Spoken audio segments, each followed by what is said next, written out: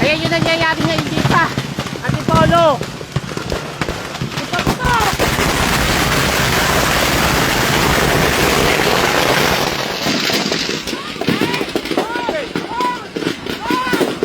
Mga kapuso, nandito po tayo ngayon sa isang designated area ng mga tindahan po ng paputok dito po sa Barangay de la Paz, Antipolo City. Pero kung makikita po ninyo, mga istante na lang ang natira. Wala na po yung mga paputok. Dahil po yan sa nangyaring pagsabog, yung mga paputok nagsiputukan po. Kagabi po yan, no, pasado alas 11 ng gabi. At ito po yung sitwasyon ngayon, yung eksena dito sa lugar.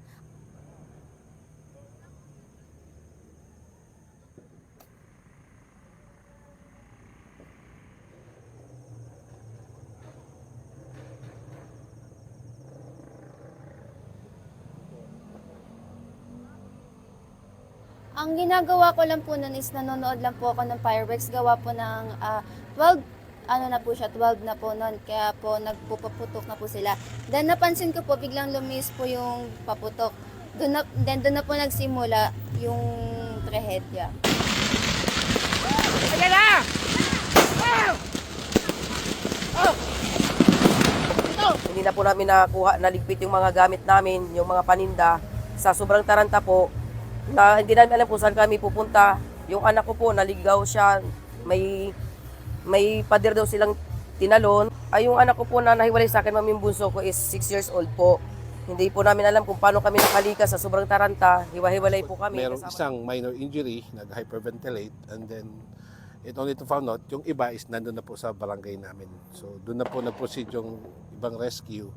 And then, nung according naman dun sa mga victim din dun na nasa barangay, is may 6 nang napunta dun sa hospital. So, chinek namin. In total is 11 sila. Tumakbo sila eh. So, yung pagtakbo nila, nadapa. So, mga gas-gas. At yung isa is, yun nga, may laceration dun sa kamay. But all is okay naman. Normal naman lahat. 12-12 fire out na kasi tinawag sa amin is 12-8. So, upon arrival, 12 wala na po. Fire out na po. Kabilang po sa mga paputok na nadamay, no, at nagsiputukan ay ito pong mga iba't ibang klase ng fountain. Tapos, meron din pong mga lucis. Ito po. At kung maglalakad po tayo papunta dito, damay din tong mga tinda na mga plastic na mga torotot. Nasa 8 fire trucks ng Bureau of Fire Protection ang rumisponde sa insidente.